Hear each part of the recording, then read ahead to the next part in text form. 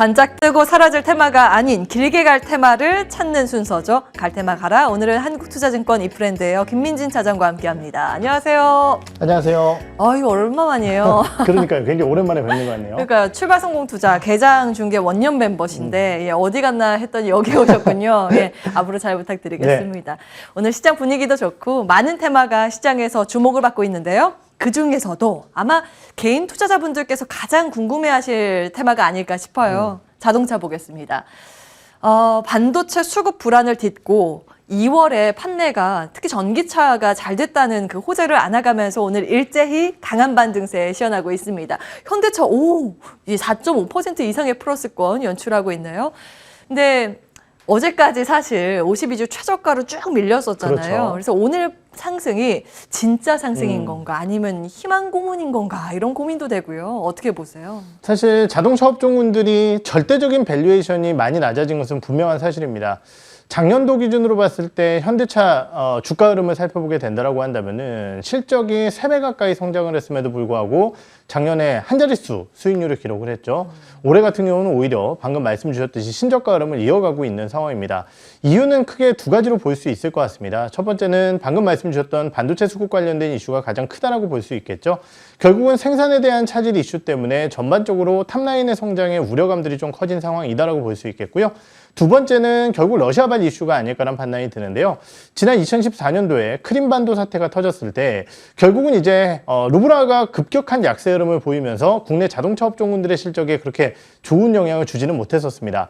거기에 더해서 스위프트 이슈까지 좀 겹치면서 과연 팔아놨었던 차에 대한 대금을 받을 수 있을 것이냐에 대한 우려감이라든지 다양한 복합적인 요소들이 현대차의 주가를 좀 짓누르고 있는 것이 아닌가라는 판단이 드는데요.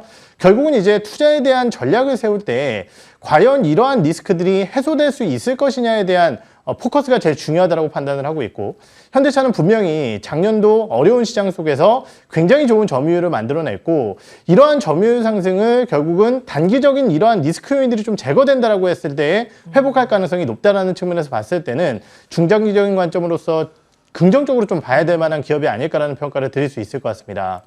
그러니까 악재를 잘 헤쳐나가고 있는 국면이라고 평가를 주셨습니다. 그렇죠. 그러니까 긴 호흡으로는 괜찮다라는 의견이신데 네. 완성차 쪽에서 어떤 종목 보세요? 네, 제가 현대차를 먼저 말씀을 드렸고, 사실 우리나라의 완성차 업체 하면은 현대차, 기아 2개 정도밖에 없을 것 같아요. 네. 그 중에서 이전에는 기아라는 기업에 대해서 좀 많이 말씀을 드렸지만은 오늘은 현대차 말씀을 한번 드려볼까 합니다. 현대차를 들고 나온 이유는 어제 이제 CEO 인베스터 데이가 있었습니다. 그렇기 때문에 이 내용을 간략하게 좀 말씀을 드리면서 현대차에 대한 전략적인 부분들을 좀 언급을 드려볼까 하는데요. 현대차는 어제 이제 CEO 인베스터 데이를 통해서 현대차 그룹이 가져가고 있는 여러 가지 전략적인 부분들을 다 얘기를 할 수 있었습니다. 전장이라든지 로봇이라든지. 하지만은 현대차가 어제 집중해서 얘기한 쪽은 전기차였습니다. 결국은 현대차 그룹이 어느 쪽에 포커스를 맞춰가고 있느냐, 결국은 전기차의 생산과 이에 따른 판매, 이것을 바탕으로 한 영업이익률의 상승을 꾀하겠다라는 목표를 다시 한번 확인할 수 있는 내용이었다는 거죠. 물론 일부 증권사에서는 어제 내용을 살펴보면서 조금 더 구체적인 전략이 나오지 않았던 부분에 대한 아쉬움을 표명하는 부분은 분명히 있었던 것 같습니다. 하지만은 현대차에 대한 이러한 광폭 행보가 이어질 것이다라는 기대감이 있는 상황 속에서 아까도 말씀드렸지만 현대차라는 기업의 작년 주가 9%가량 올라갔고요. 올해는 15%가량 빠져 있습니다. 그런데 2020년도 실적 대비해서는 거의 3배 이상의 실적 흐름을 만들어낸다는 거거든요. 예. 이러한 것들을 종합적으로 고려해 본다라고 한다면은 현대차의 절대적인 밸류에이션 자체가 너무도 낮아져 있는 상황이 아닌가라는 판단을 드릴 수 있을 것 같습니다. 현재 주가 4% 이상의 반등 흐름을 보여주고 있는데요. 17만 원대의 주가 흐름 크게 부담스럽지는 않다라는 판단을 드리면서 목표가는 21만 원 선, 그리고 손절가는 16만 5천 원 선을 제시를 해드려보도록 하겠습니다. 진입가를 한 17만 원 선을 말씀 주셨어요. 요 구간대 네. 조금 더 밀리면 더 좋겠네요. 현대차 매수 가능 의견 기억해 보도록 하겠습니다. 두 번째 테마 열어볼게요. 김민진 차장께서 주목하는 테마 바로 LNG 테마입니다. 이제 참 지겹다 하는데 이 전쟁 리스크가 워낙 여기저기 영향을 미치고 있어서 그렇죠. 네, 주목을 해볼 수밖에 없는데요. 특히 러시아의 PNG 못 쓰니까 미국의 LNG 써야죠. LNG 가지고 오려면 배 이용을 해야 그렇죠. 되죠. 거기에 들어간 여러 가지 기자재도 있을 거고. 근데 오늘 쉬어가고 있습니다. 이 이슈를 뽑은 이유가 딱 있을까요? 매수 의견? 이럴 때 좋지 않을까 생각이 들어요. 예. 사실 주가가 계속해서 올라갈 때 투자 추천을 드리는 것, 뭐 그것도 이제 하나의 방법일 수 있겠죠. 하지만은 시장이 불안 요소가 있다. 그리고 어느 정도 목표 수익률 자체가 조금은 눈높이를 낮춰야 된다라고 한다면은 조정 시에 종목군들에 대한 매수 관점을 드리는 것도 좋은 전략이 아닐까라는 판단이 듭니다. 방금 말씀 주셨지만은 결국은 러시아발 리스크에 따라서 주요 국가들에 대한 에너지 자립의 의존도, 에너지 자립에 대한 확대, 이러한 부분들이 계속적으로 좀 언론상에 보도가 되고 있는 상황이고요. 이러한 부분들에 따라 뭐 친환경이라든지 아니면은 뭐 원전, 그리고 지금 얘기할 조선 관련 섹터들, 특히 LNG선 관련된 기업들에 대한 주가가 굉장히 강세 흐름을 보였습니다. 그런데 이것이 과연 전쟁이 마무리된다라고 했을 때 끝날 것이냐? 사실 한번 당해본 사람들은 뒷문을 단단히 잠궈야겠죠.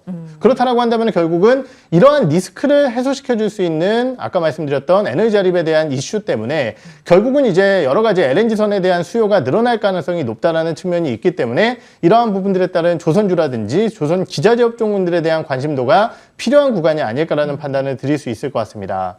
예, 확실히 유럽 입장에서 생각하면 말씀 주신 것처럼 지금 러시아 의존도가 높아서 전쟁 리스크가 없어진다고 하더라도 러시아 의존도를 줄이고 싶은 그렇죠. 생각이 있을 거예요. 채널 여러 가지로 좀 열어놓으려는 움직임이 지금 분석이 되고 있는 건데 그 안에서 투자 아이디어로 그동안 조선 관련 좀 많이 주셨다면서요. 네. 자, 오늘은 기자재 쪽에서 한번 볼까요? 어떤 종목 주목하세요? 네, 제가 현대중공업, 현대유포조선 같은 경우는 뭐 중기로 봤을 때 계속 봐야 될 만한 기업이다라고 언급을 좀 많이 드렸었던 것 같고요. 기자재 업종군들도 한 번씩 말씀을 드렸지만은 오늘은 동성화인텍에 대한 언급을 좀 드려볼까 합니다. 사실 LNG선이라고 한다면은 그 LNG 액화가스를 움직여낼 수 있는 창고가 반드시 필요하고요. 그 창고를 만들어내는 데 필요한 본행제를 만들어내는 대표적인 기업이 동성화인텍이라는 기업입니다. 오늘 같은 경우도 왜 LNG선에 대한 일부 조선사의 수주 이슈 소식들이 좀 전해졌죠. 결국은 주요 조선사들의 수주 소식과 함께 동성화인텍의 본행제에 대한 수요는 늘어날 가능성이 매우 높다라고 판단해 볼 수 있을 것 같습니다. 실제적으로 지금 이 회사 같은 경우는 3년치감에 해당하는 거의 1조 원 가까운 수주 잔고를 가지고 있다라고 얘기를 하고 있죠. 결국 이 수주 잔고가 유지된다라고 한다면은 결국은 계속적으로 이 회사에 대한 매출액 자체는 상당히 좋을 가능성이 높습니다. 물론 최근에 원자재 가격 이슈라든지 이러한 부분들 때문에 전반적으로 실적에 대한 우려감들이 좀 있었지만은 결국 이러한 부분들이 안정화된다라고 한다면은 탑라인의 성장 흐름에 따라 실적이 좋아질 가능성이 높다라는 평가를 드릴 수 있겠고요. 그런 것들을 차치하고서라도 결국은 이러한 LNG선의 수주 분위기라고 한다면은 성과가 올라가면서 기자재 가격이 올라갈 가능성이 있다라는 측면에서 봤을 때 동사에 대한 기대감은 높다라고 평가를 드릴 수 있을 것 같습니다. 본행제뿐만이 아니라 기술의 고도화 이슈와 차량용까지도 좀 기대감이 확대되고 있는 상황인데요. 최근에 선주들의 입장에서는 기존의 본행제 LNG선이 아닌 추가적으로 새로운 전략들이 들어간 LNG선의 수주를 얘기를 많이 하고 있는데요. 이러한 수주들이 좀 이어지게 되면은 기존에 사용되던 본행제보다 조금 더 많은 양의 본행제가 사용된다는 측면에서 동사의 Q가 늘어날 수 있을 것이다라는 기대감도 가져가고 있고요. 최근에 차량용 액화수소 쪽에 대한 저장 기술의 국책과제까지 수행을 하게 됐습니다. 결국은 배 같은 경우는 단위당 수주 금액은 많지만은 결국은 수주 척이 좀 적을 수 있다는 것이고 차량용까지 늘어나게 된다고 한다면 이러한 부분들이 수요가 늘어날 수 있겠죠. 그렇기 때문에 이러한 부분들에 대한 관심도를 좀 가져가 보겠고요. 주가 차트 흐름을 보시면은요, 최근 단기적인 저점 부근 대략 9,000원대 중반선에서 박스권 상단까지 좀 밀어올리고 있는 상황입니다. 역시 현 주가 흐름은 부담스럽지 않다는 판단하에 13,000원까지 목표가를 제시해 드리고요. 손절가는 1,400원 선 말씀을 드리겠습니다. 네. 기존의 조선주도 여전히 끌고 가는 전략과 함께 오늘은 조선 기자재주 동선화인텍 소개해 주셨습니다. 가격 전략 기록해 주시기 바라겠고요. 자, 갈대박아라 여기에서 마무리하겠습니다. 한국투자증권 김민진 차장과 함께 했고요. 이슈앤뷰도 함께 인사드리겠습니다. 끝까지 시청해 주신 여러분 고맙습니다.